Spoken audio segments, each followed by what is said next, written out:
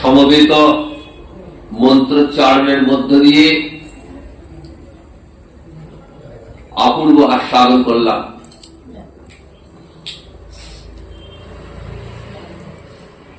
এই দ্বিতীয় অধ্যায়ের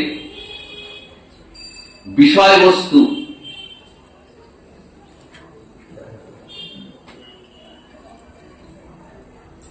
সময় খুব বেশি নেই। আজকে পূর্ণ একাদশী, সুতরাং একাদশীতে একটু হরিবাসর হবে, তাই সামান্য পরিসরে দ্বিতীয় অধ্যায়ের বিষয়বস্তু যতটা সম্ভব সংক্ষিপ্ত আকারে একটু আলোচনা আমরা করব, আস্বাদন করব।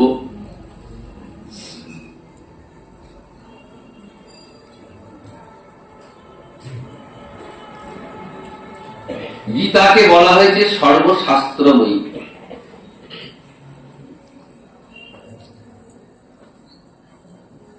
সর্বশাস্ত্রের সার হল গীতা।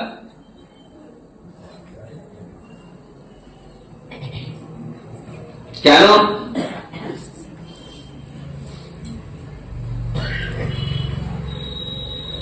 না, সনাতন ধর্মের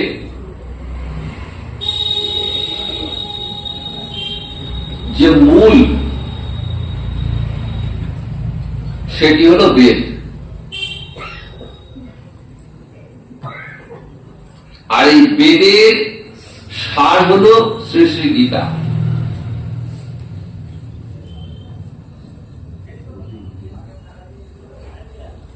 সুতরাং গীতা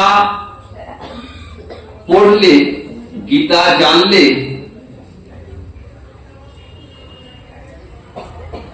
আর অন্য কোন শাস্ত্র পাঠে রুচি আসবে না। গীতা জানলে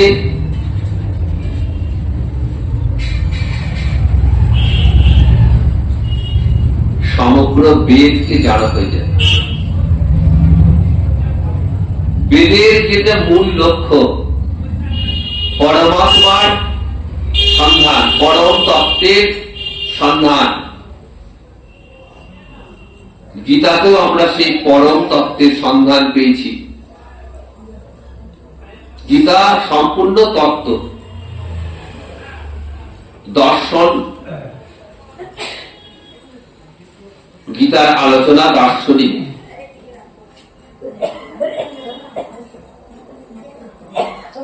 তাই গীতা জানলে, গীতা পড়লে শ্রীমদ ভাগবত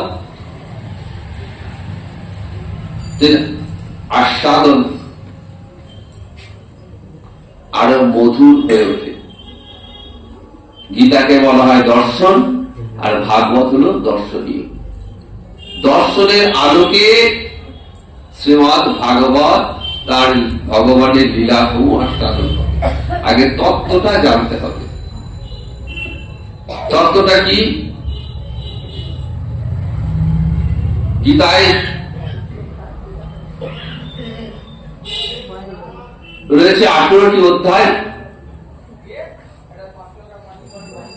প্রত্যেকটা অধ্যায়ের সঙ্গে যোগ শব্দটা আছে, দেখবেন। আজকে আমরা বললাম দ্বিতীয় অধ্যায় সাংখ্য যোগ, গতকাল বলেছি অর্জুন বিষাদ যোগ। এই যোগ শব্দের অর্থ কি? যোগ শব্দের অর্থ হল মিলন। কিসের মিলন? আত্মার সঙ্গে পরমাত্মার মিলন।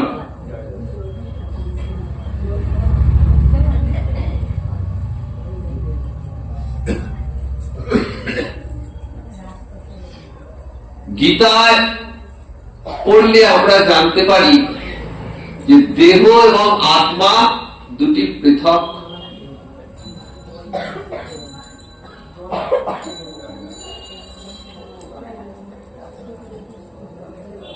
ভগবান অর্জুনকে খুব সুন্দর করে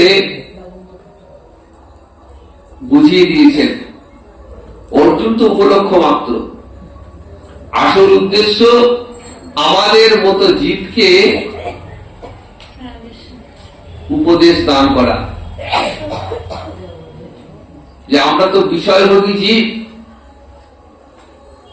আমার নিয়ে থাকতে ভালোবাসি, আমার ভাবতে ভালোবাসি। তাই ভগবান অর্জুনকে উপলক্ষ করে সমগ্র বিশ্ববাসীকে জানিয়ে দিলেন যে দেখো, এই জগতে কোনোটাই তোমার নয়। অর্জুন কুরুক্ষেত্রের যুদ্ধে নিজের আত্মীয় স্বজনকে দেখছেন, যুদ্ধক্ষেত্রে যাদের সঙ্গে যুদ্ধ করবেন তারা সকলেই তার পরম আত্মীয়, সুহৃদ, স্বজন, সম্বন্ধী, স্মারক। প্রথম অধ্যায়ে আমরা সৈন্য সমাবেশের কথা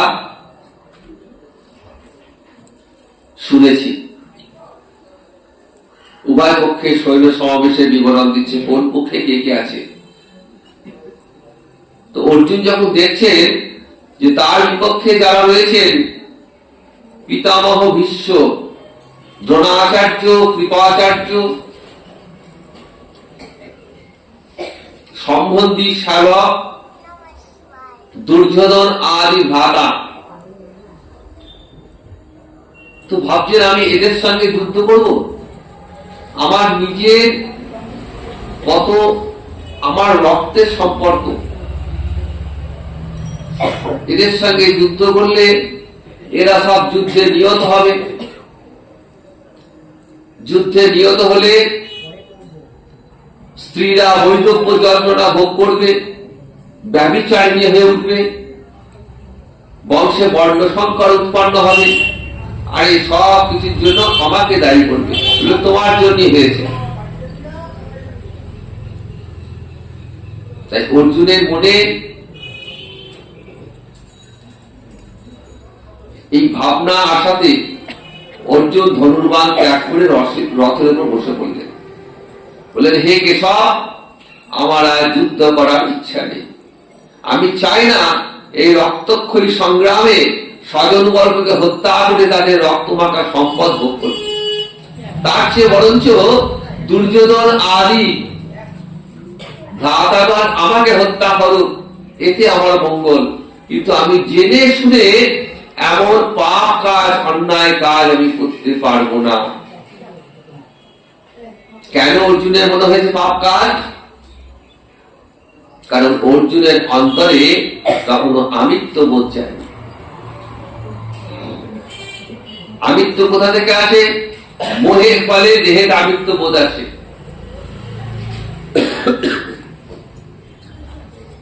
মোহের ফলে আমিত্ব বোধ আসে। জগতে যা কিছু সব আমার বলে বোধ হয়, বাড়ি ঘর, স্ত্রী, পুত্র, কন্যা, টাকা পয়সা, সব মনে হয় যেন সব আমার। এই আমিত্ব কতক্ষণ থাকবে? যতক্ষণ মোহ থাকবে, যতক্ষণ বিষয় আকাঙ্ক্ষা থাকবে। কখন এই মোহ নাশ হবে?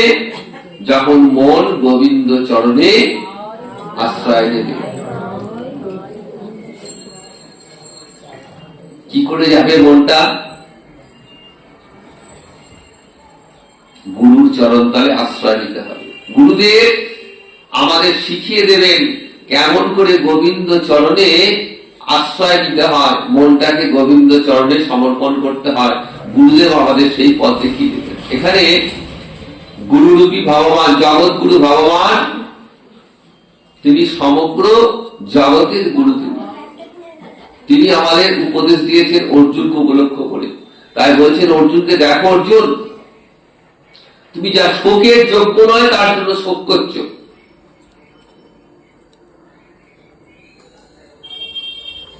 যারা জ্ঞানী, যারা পণ্ডিত, তারা জীবিত বা মৃত কারোর জন্য শোক করে।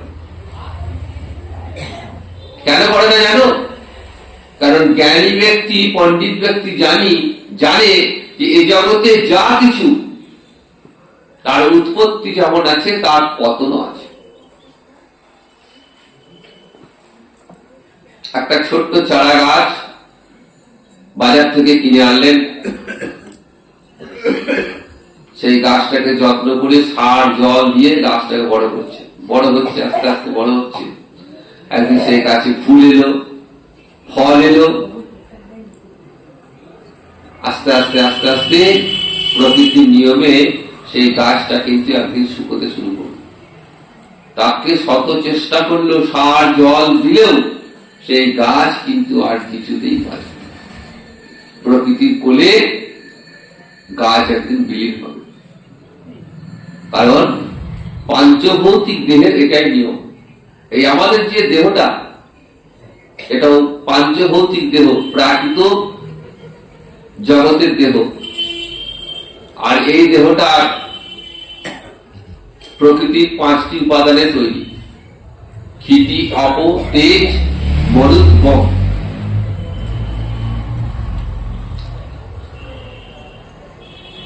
এই দেহটার আবার 6টা ভাব বিকার রয়েছে। জায়তে, দেহটা মাতৃগর্ভে জন্মগ্রহণ করে। অস্থি, জন্মগ্রহণের পর জীবের এই বোধটা জন্মায় যে আমি আছি, এই বোধটা আসে। বর্ধতে, 3য় পর্যায়, একটু একটু করে বৃদ্ধি পাবে। ঠিক যেমন চারা গাছটা বৃদ্ধি পাচ্ছে, ওরকম জীব দেহটাও একটু একটু করে বৃদ্ধি পাবে। শৈশব, বাল্য, কৈশোর, যৌবন, একটা একটা করে স্টেজ আসবে। এক এক স্টেজে এক এক রকম বৃদ্ধি। যৌবন পর্যন্ত বৃদ্ধি, তারপরে কিন্তু আর বৃদ্ধি নেই। এরপর ক্ষয় শুরু হবে। যেই যৌবনের প্রান্তে প্ররক্তের সীমানায় জীব পা দিল, তখন সেই যৌবনের লাবণ্য, অহংকার, তেজ, এগুলো আর কিছুই থাকবে না। আস্তে আস্তে এবার ক্ষয় শুরু হবে। অপস্কিয়তে,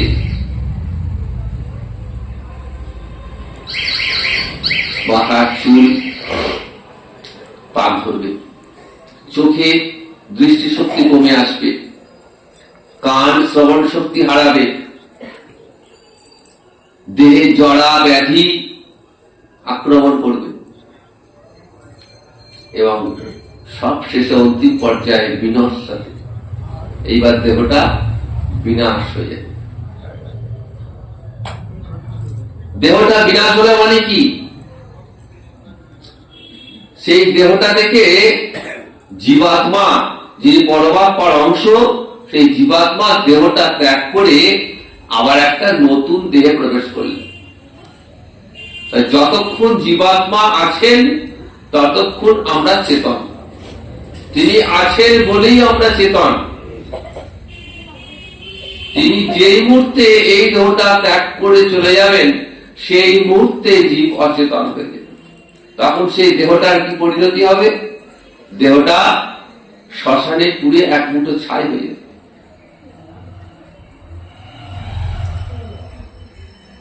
ছাইটা কি হবে? ছাইটা পঞ্চভূতে বিলীন হয়ে যাবে। 5টা উপাদান দেহের।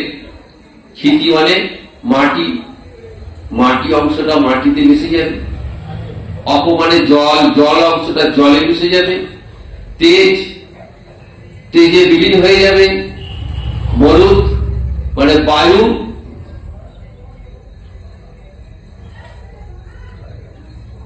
বাতাসে বিলীন হয়ে যাবে।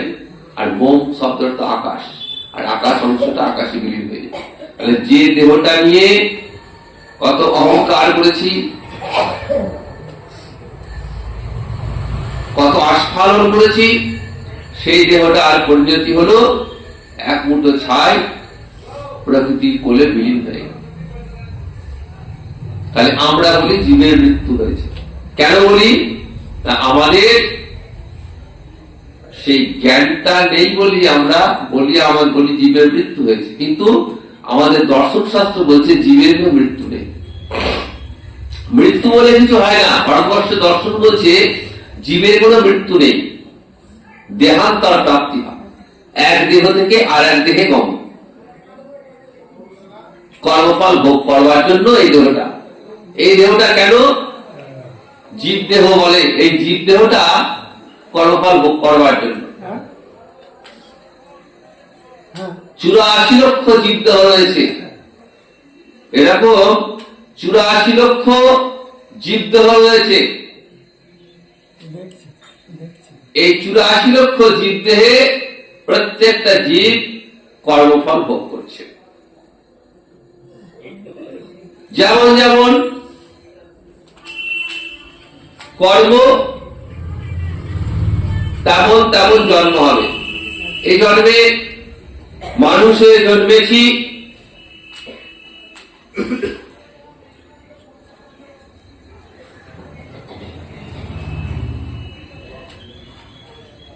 তাই পূর্বজন্মের সুকৃতি। মানুষে জন্মগ্রহণ করে যদি কাজটা, কর্মফলটা যদি মানুষের মতো না হয়, কর্মফলটা যদি মানুষের মতো না হয়, তাহলে কি হবে? পশু পক্ষী বা অন্য কোন জনিতে জন্ম হবে।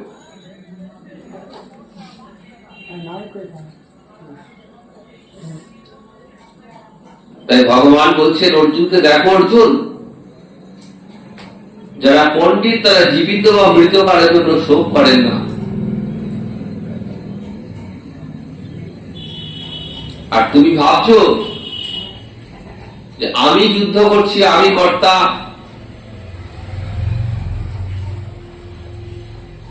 এই আমিত্বটা বিসর্জন দাও।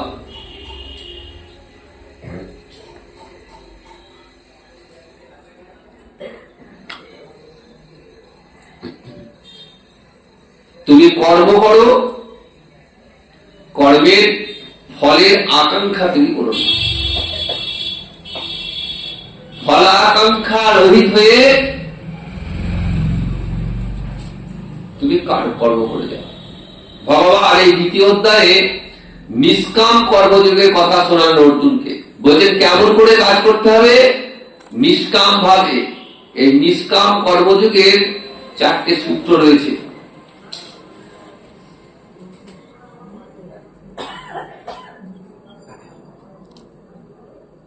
কি সূত্র? বললেন কর্ম তোমার অধিকার। তুমি যখন জীবদেহ গ্রহণ করেছ,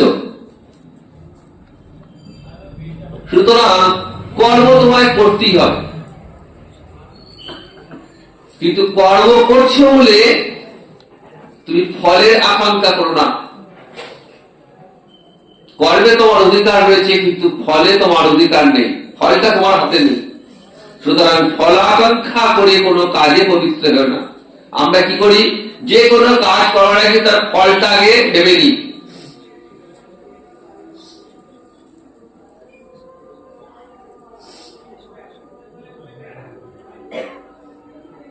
সন্তানকে মানুষ করছি, কন্যা মানুষ করছি, প্রচুর টাকা পয়সা খরচা করছি ফলের আশা, যে ছেলে বড় হয়ে ভালো চাকরি করবে, একদিন আমাকে এই টাকা রিটার্ন দেবে, আমি তার পয়সায় বসে বসে খাবো।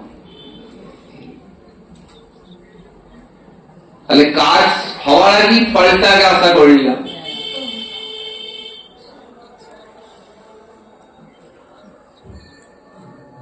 কিন্তু ভগবান বলছেন কর্মে তোর অধিকার। পুত্রকে মানুষ করা, কন্যাকে মানুষ করা, এটা তোমার কর্মের মধ্যে পড়ে, এটা তোমার অধিকার। কিন্তু বড় হয়ে যে পুত্র আমাকে দেখবে, এই আশা তুমি করতে পারো না, ফল তুমি আশা করতে পারো না, ফলাকাঙ্ক্ষা করে কর্মে পবিত্র হয় না। সুতরাং ফল পাবো এই আশা করে কোনো কর্ম তুমি করো না। আবার ফলাকাঙ্ক্ষা নেই বলো কর্ম ত্যাগে যেন প্রবৃত্তি না হয়। দূর ছেলে মানুষ করে কি হবে? এই ছেলে তো আমাকে বাড়ি থেকে তাড়িয়ে দেবে, ছেলে যা করে করুক, আমি তো ভোগ করে নি, এটা যেন না হয়। সুতরাং আমার যেটা কর্ম সেটা আমাকে করতে হবে। ভগবানকে মানব জন্ম লাভ করেছি ভগবানকে ভজনা করবার জন্যই, তো ভগবানকে ভজনালয় করতেই হবে, কিন্তু ভজন করবো বিনিময়ে ভগবান আমাকে দেবেন, এই আকাঙ্ক্ষা করে যেন আমার ভজনে প্রবৃত্তি না আসে। আমার যেটা পাওয়া আমি সেইটুকুই পাবো, বেশিও পাবো না, কমও পাবো না। সুতরাং ফলাকাঙ্ক্ষা নেই, ফলাকাঙ্ক্ষা বর্জিত, আসক্তি শূন্য হয়ে যে কর্ম, সেটা হচ্ছে নিষ্কাম কর্ম। ভগবান অর্জুনকে নিষ্কাম কর্মের কথা শোনালেন।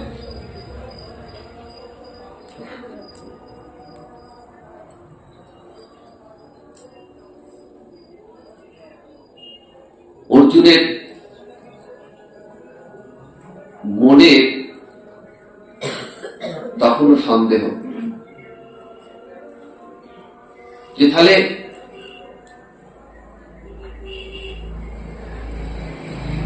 তুমি যে বলছো কেশব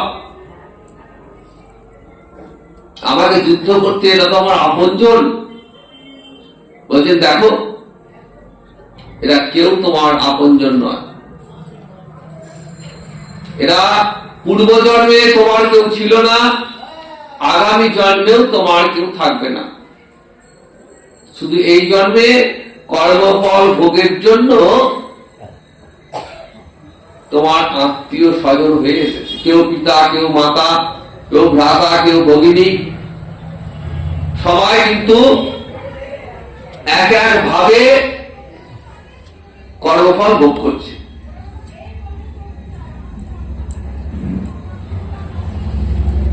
আগেকার দিনে যখন বাস ট্রেন ছিল না, তখন মানুষ এক স্থান থেকে অন্য স্থানে পায়ে হেঁটে যাতায়াত করত।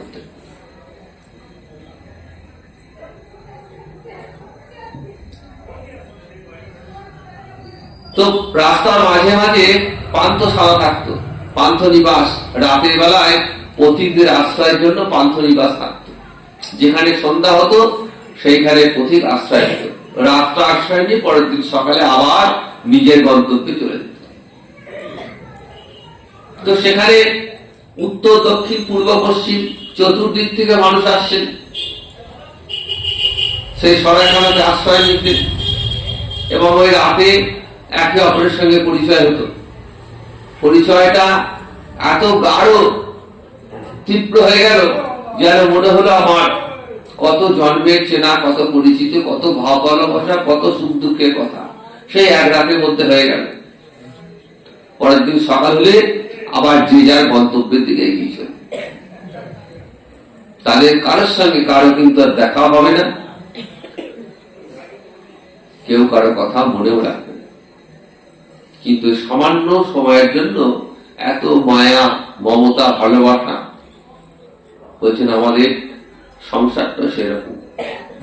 এই সংসারে আমরা সবাই ওই পান্থশালার প্রতীকের ন্যায়, যতদিন কর্মফল আছে ততদিন কর্মফল ভোগ করবার জন্য সংসার পান্থশালায় এসেছি। যেই কর্মফলের ভোগ শেষ হয়ে যাবে আবার নতুন কোন পান্থশালায় আশ্রয় নেব কর্মফল ভোগ করবার জন্য।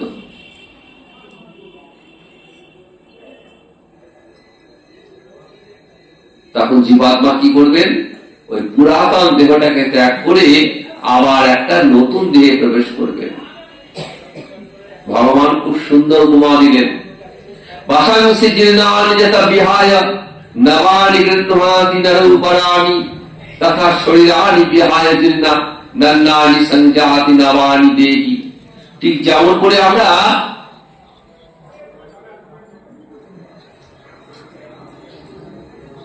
পুরাতন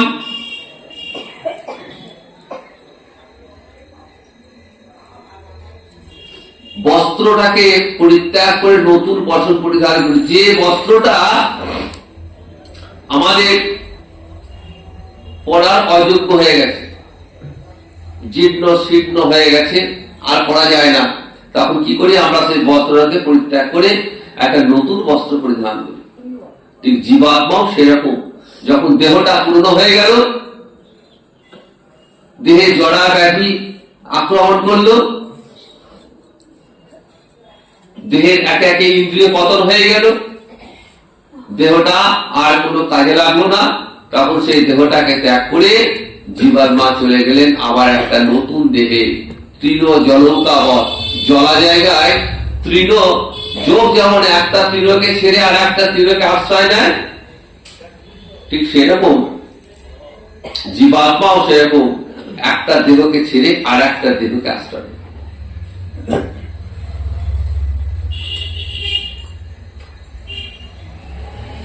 এইভাবে ভগবান অর্জুনকে একটু একটু করে তার মোহ দূর করবার চেষ্টা করেছেন বিভিন্ন উপদেশের মধ্য দিয়ে। তাই বলছেন, দেখো, দেহ এবং দেহী, দেহী মানে আত্মা, দেহটা থেকে আত্মাটা পৃথক। এই আত্মাকে কেউ ছেদন করতে পারে না। নৈনং ছিন্দন্তি শস্ত্রাণি নৈনং দহতি পাবক না চৈনং তদন্ত আপনার শোষয়তি মারুত। অর্থাৎ কোন অস্ত্র ছেদন করতে পারে না, আগুন দহন করতে পারে না, জল ক্লেদন করতে পারে না, বায়ুকে শোষণ করতে পারে না। এই আত্মার কথা বলতে গিয়ে একটা খুব সুন্দর কথা বললেন ভগবান, মৃত্যু সর্বগত স্থান চলে সনাতন। বলছেন আত্মাটা হলো নিত্য, দেহটা অনিত্য, কারণ দেহটা বিনাশ হয়ে যাবে, কিন্তু আত্মাটা নিত্য। এই আত্মাটা নিত্য বলে কখনো বিনাশ নেয়, ইহা সর্বগত সর্বব্যাপী স্থির অচল, পরিবর্তন নেই। দিনের পর দিন আমার দেহটার পরিবর্তন হবে। 10 বছরের দেহটা 80 বছরে যে একই রকম থাকবে না, অনেক পরিবর্তন হয়ে যাবে, কিন্তু আত্মাটার কিন্তু কোনো পরিবর্তন হবে না। কারণ আত্মা সমস্ত প্রকার বিকার রহিত, সনাতন, চিরন্তন। আত্মার এই তত্ত্ব জেনে অর্জুনের কখনো শোক করা উচিত নয়, এটাই ভগবান বলছেন। আরো বললে যে দেখো, তোমার যদি মনে হয় যে দেহ নাশের সঙ্গে সঙ্গে আত্মাও শেষ হয়ে যাবে, তাহলে তোমার শোক করা উচিত নয়। কারণ জাতস্য হি ধ্রুব মৃত্যু, ধ্রুব জন্ম মৃতস্য, ধ্রুবং জন্ম মৃতস্য চ। যে জন্মগ্রহণ করেছে তার মৃত্যু একদিন হবেই। জন্মগ্রহণ করলেই মৃত্যুবরণ করতে হবে। পুনরপি জননম পুনরপি মরণম, পুনরপি জননী জঠরে শয়নম। একবার জন্ম, একবার মৃত্যু। সুতরাং জন্ম থাকলেই মৃত্যু আসবে, আবার মৃত্যু হলেই জন্ম হবে। সুতরাং যেটা অবশ্যম্ভাবী, যেটা অপরিহার্য, অবধারিত, তার জন্য শোক করা উচিত নয়। দেখো অর্জুন, জীবসমূহ প্রথম অব্যক্ত, আবার শেষেও অব্যক্ত, মাঝে কিছুদিন ব্যক্ত। অর্থাৎ আমার এই দেহটা আগেও ছিল না, পরেও থাকবে না, শুধুমাত্র মাঝে কিছুদিন ব্যক্ত, কর্মফল ভোগ করবার জন্য। পুত্র মিত্র কলত্র আত্মীয় স্বজন কার সঙ্গে কারো কোনো সম্পর্ক নেই, এটা মাইক সম্পর্ক। আপন আপন কর্মফলের জন্য কেউ পিতা, কেউ মাতা, কেউ পুত্র, কেউ ভ্রাতা, এই মাইক সম্পর্কে জড়িত। আর এই সম্পর্কের জন্যই আমরা শোক করি। কেন? না, আমাদের অন্তরে মোহ আছে। এই মোহ যেদিন দূর হয়ে যাবে, সেদিন আর এই জাগতিক কোনো কিছুর জন্য শোক থাকবে না। জাগতিক শোক সেদিন দূর হয়ে যাবে। তাই অর্জুন, যুদ্ধ করা তোমার কর্তব্য। তুমি ক্ষত্রিয়, ক্ষত্রিয়ের কর্তব্য হলো দেশ রক্ষা করা, প্রজা পালন করা। তোমার যুদ্ধ করা তোমার কর্তব্য, এটা ধর্মযুদ্ধ। তুমি যুদ্ধ যদি না করো, তাহলে তুমি স্বধর্মভ্রষ্ট হবে এবং তোমার কীর্তি যশ নষ্ট হবে। লোকে চিরকাল তোমার অপযশ ঘোষণা করবে। মানি ব্যক্তির কাছে অপযশ অপেক্ষা মৃত্যু অধিক। লোকে বলবে, অর্জুন ক্ষত্রিয় বীর হয়েও ভয়ে যুদ্ধক্ষেত্র থেকে পালিয়েছে। সকলের কাছে ছোট হয়ে যাবে। ক্ষত্রিয়ের যুদ্ধে মৃত্যুবরণ করে, তাহলে তার স্বর্গলাভ হবে। আর যদি জয়লাভ হয় তাহলে পৃথিবী ভোগ করে। তাই অর্জুন, তুমি ওঠো, তুমি যুদ্ধ করো। অর্জুন ভাবছিলেন যুদ্ধ ক্ষত্রিয় ধর্ম বটে, কিন্তু যুদ্ধ তো নরহত্যা হবে, অনেক মানুষের মৃত্যু হবে, তাহলে এ তো মহাপাপ। অর্জুনের কথা ভগবান অর্জুনের মনটা দেখছেন, বুঝতে পারছেন যে অর্জুন মনে মনে ভাবছেন। তাই বলছেন, দেখো অর্জুন, তুমি যদি রাজ্য লাভের আশায়, তুমি যদি মনে করো যে এদেরকে হত্যা করে আমি রাজ্য লাভ করবো, রাজ্য লাভের আশায় যুদ্ধ করো, তার জন্য তোমায় কর্মফল ভোগ করতে হবে। অন্যায় যুদ্ধে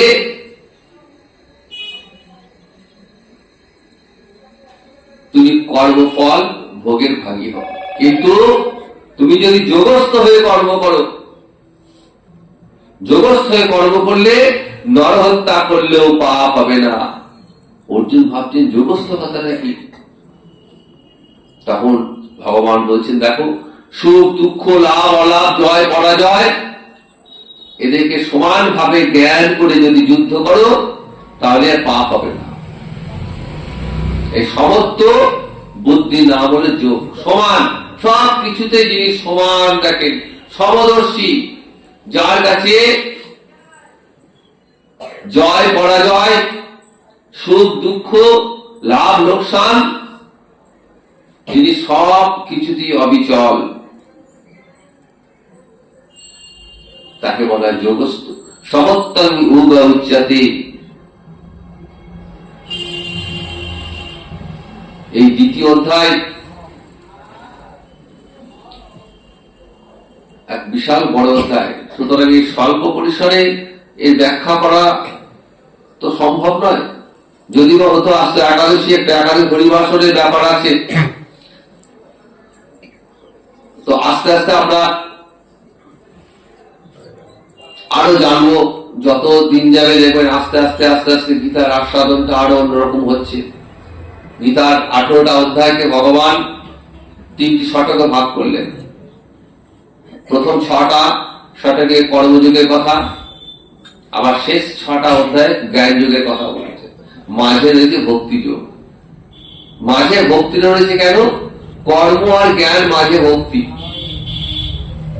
কারণ কর্ম জ্ঞান যে কর্মই হোক, যে কাজই হোক না কেন, তাতে যদি যে কোনো সাধন হোক, যদি ভক্তি না থাকে সেই সাধন ব্যর্থ হয়ে যায়। তাই ভক্তি হচ্ছে সাধন শ্রেষ্ঠা। সমগ্র গীতার মূল বিষয় হলো ভক্তি। সর্বধর্মান পরিত্যজ্য মাম একং শরণং ব্রজ। 8ম অধ্যায়ে ভগবান অর্জুনকে বলছেন, দেখো অর্জুন, তুমি সব কিছু শুনলে, কর্মের কথা, জ্ঞানের কথা, যোগের কথা, সব কিছু শুনলে। এরপর তুমি যদি মনে করো যে আমার চরণে আশ্রয় নেবে, আমি তোমার সর্বতভাবে সমস্ত পাপ থেকে, দুঃখ থেকে রক্ষা করব। সর্বধর্মান পরিত্যজ্য মাম একং শরণং ব্রজ। অহম তাম সর্ব পাপেভ্যো মোক্ষয়িষ্যামি মা শুচা। তুমি চিন্তা করো না, আমি তোমার সমস্ত শোক দুঃখ থেকে আমি তোমায় রক্ষা করব। এই যে গীতার এই যে মন্ত্র, এই মন্ত্র আমরা ভাগবতে দেখি মূর্ত হয়ে উঠেছে কোথায় না, ভাগবতের গোপীরা এই গীতার মন্ত্রকে সার্থক রূপদান করলেন। রাসের দিনে গোবিন্দ চরণে তারা গিয়ে সমর্পণ করছে। কি বললেন? সর্বধর্মান পরিত্যজ্য মাম একং শরণং ব্রজ। গোপীরা তাদের সমস্ত ধর্ম, পাতিব্রত্য ধর্ম, দেহ ধর্ম, গারস্থ ধর্ম সব ত্যাগ করে ওই গোবিন্দ চরণে নিজেদেরকে সমর্পণ করেছে। তাই সমগ্র গীতার সার কথা হলো গোবিন্দ চরণে শরণাগতি। আজ তো পুণ্য একাদশী তিথি। একাদশং মহাপুণ্য সর্বপাপ প্রণাশিনী ভক্তেশ্বর দীপনী বিষ্ণু পরমার্থ গতি প্রদা। শাস্ত্রে বলছে জগতের যত প্রকার ব্রত তিথি পর্ব রয়েছে তার মধ্যে সর্বশ্রেষ্ঠ হলো একাদশী ব্রত। একাদশী ব্রত ব্রত জগতে আর দ্বিতীয় নেই। একাদশী পালন করলে আর অন্য কোন ব্রত পালনের প্রয়োজন হয় না। এই একাদশী ভগবান শ্রীহরির অত্যন্ত প্রিয়। তাই ভগবানকে সন্তুষ্ট করবার, ভগবানকে খুশি করবার, ভগবানকে কাছে পাওয়ার এক দুর্লভ সুযোগ আজকে একাদশী ব্রতের দিন। যদি ভগবানকে কাছে পেতে হয় তাহলে নিষ্ঠার সঙ্গে ব্রত পালন করুন। ব্রততে খাওয়া দাওয়া বিধিনিষেধ যা আছে আছে। ব্রতের মূল অঙ্গ কিন্তু হরিনাম সংকীর্তন। আমি উপবাস করলাম, জল স্পর্শ করলাম না, একাদশী করেছি আজকে, আজকে আমার সারাদিন বিশ্রাম। বাড়িতে বললাম যে আজকে একাদশী, আজকে বাড়ির লোক যা যে যা খুশি পারো খাওয়া দাওয়া, রান্না করবো না, খাবো না, এই মোবাইল নিয়ে বসলাম।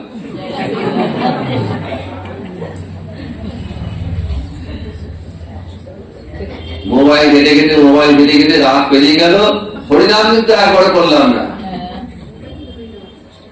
তাহলে আমার একাদশী ব্রত হলো? কিছুই হলো না।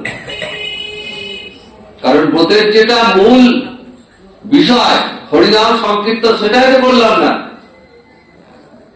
তাহলে একাদশীতে হরিনাম হরি সংকীর্তন এটাই একাদশীর মূল অঙ্গ। তাই আসুন আজকে আমরা একটু হরিবাস আর কীর্তন আস্বাদন করবো একসঙ্গে সবাই মিলে।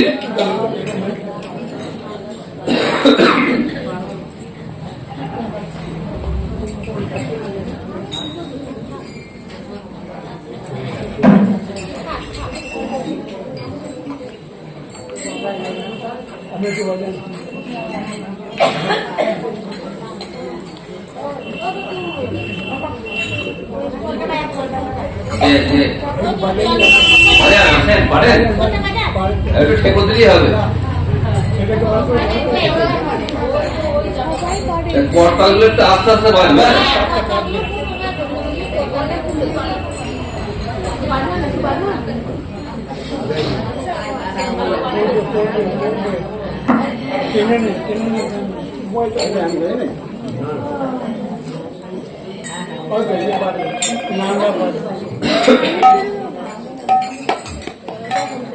শ্রী হরি বাসারে হরি কীর্তন বিধান,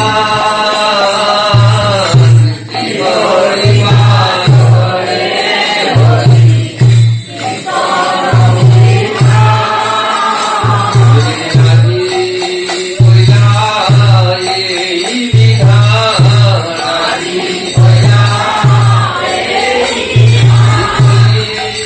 হত